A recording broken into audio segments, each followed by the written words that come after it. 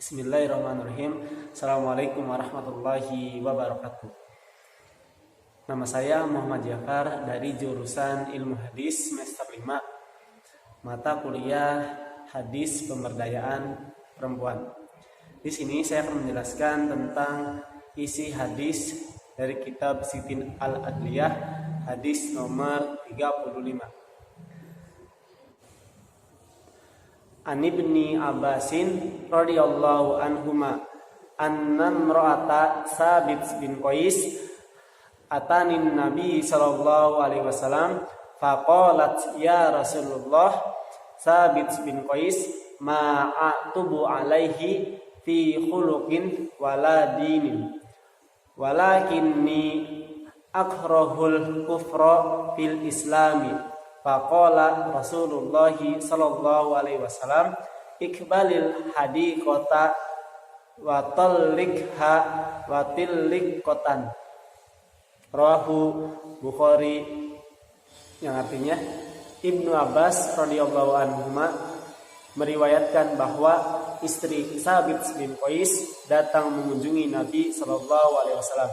Dia berkata, tidak ada yang saya kecam dari agama maupun moral Sabit, tetapi saya tidak ingin ada kekafiran dalam keislaman saya dengan satu rumah bersama Sabit. Rasulullah SAW bertanya, maukah kamu kembalikan kebunnya atau yang diberikan sebagai mas kawin? Ya, mau, jawab sang istri. Terimalah kebun ini dan ceraikanlah dia. Kata Nabi Shallallahu Alaihi Wasallam kepada Sabit sang suami, rumah tangga merupakan hubungan sosial yang bernilai ibadah. Keduanya saling membutuhkan, namun memiliki pandangan hidup dan rasa yang berbeda-beda. Perasaan seorang istri yang merasa benci terhadap kekurangan pada fisik suami atau buruk rupa mendorongnya kepada kekufuran. Hal ini dikisahkan dalam hadis tentang rumah tangga Sabit bin Qais dan istrinya Habibah binti Sal. Allah dan Rasulnya memerintahkan hendaknya seorang istri mengutamakan pengabdiannya kepada suami. Namun agama Islam telah mengatur jalan kebenaran tanpa tekanan dan paksaan, sehingga persoalan khulu atau gugatan cerai istri kepada suami merupakan bagian dari pengajaran bahwa Islam tidaklah memberatkan umatnya. Tolak ukur dari alasan perceraian tentu kian beragam, tetapi setiap alasan tidak semestinya dapat diterima begitu saja tanpa adanya pertimbangan yang matang demi kemaslahatan bersama. Karena pada dasarnya manusia tidaklah luput dari kekurangan dan kesalahan. Hubungan suami istri sebagaimana dijelaskan dalam Al-Quran menjelaskan bahwa istri merupakan pakaian bagi suami dan suami merupakan pakaian bagi istri. Sudah menjadi keseimbangan bagi keduanya untuk saling melengkapi. Sudah menjadi fitrah dan ketetapan Allah SWT apabila suami memegang hak dalam ikrar talak, karena suami adalah pemimpin dalam rumah tangga. Lain halnya dengan peran istri dalam rumah tangga. Sudah menjadi kewajiban mentaati suami sebagai bentuk ketaatan kepada Allah Subhanahu wa taala, sebagaimana dituntunkan dan diajarkan oleh Nabi Shallallahu alaihi wasallam. Apabila suami istri berada pada konflik yang sulit memperoleh perdamaian, maka suami dengan hak ikrar talak harus menetapkan perpisahan karena Allah demi kemaslahatan yang lebih baik. Gugatan atau cerai dari istri kepada suami dengan alasan atau alasan-alasan pendukung juga dapat dilakukan, tentunya bertujuan untuk kemaslahatan bersama, khusus bagi istri terutama. Hal ini dimungkinkan terjadi dikarenakan kekurangannya yang ada pada pihak suami, baik itu dari segi agamanya, akhlaknya, atau kewajiban suami terhadap istri yang tidak terpenuhi.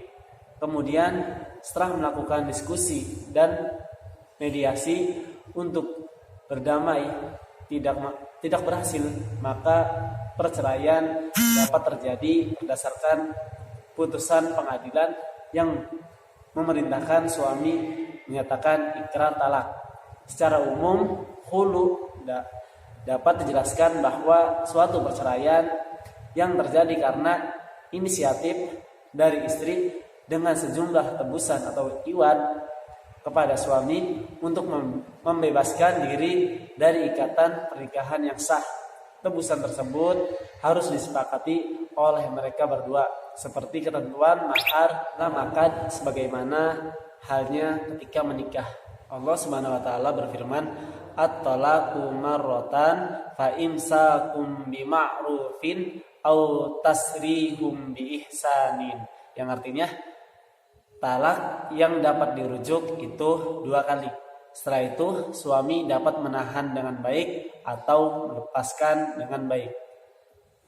Terkait dengan khulu yang disebutkan di atas, kita perlu untuk mengkaji fiqhul hadis yang lebih mendalam mengenai hal tersebut agar tidak disalahpahami atau salah penerapan di masyarakat. Di sini saya menggarisbawahi pada pernyataan tentang akhlak, agama, dan kekufuran. Secara logika, suatu hubungan khususnya suami istri terdapat konflik yang bisa mengakibatkan perpisahan. Adapun kasus maupun konflik yang timbul sebagaimana digambarkan tersebut di atas masih bersifat umum. Sementara Rasulullah SAW tidak mungkin memutuskan suatu persoalan hanya karena perihal sepele. Kita mengetahui bagaimana Rasulullah SAW sangat mengasihi dan menyayangi umatnya, serta takut dan tunduk kepada segala yang diperintahkan oleh Allah Subhanahu wa taala. Dan pastinya Rasulullah SAW lebih mengetahui bahwa perkara yang dihalalkan atau dibolehkan tetapi dibenci oleh Allah SWT adalah perceraian seperti halnya talak. Mungkin sekian pemaparan dari saya, kurang lebihnya mohon maaf. Wassalamualaikum warahmatullahi wabarakatuh.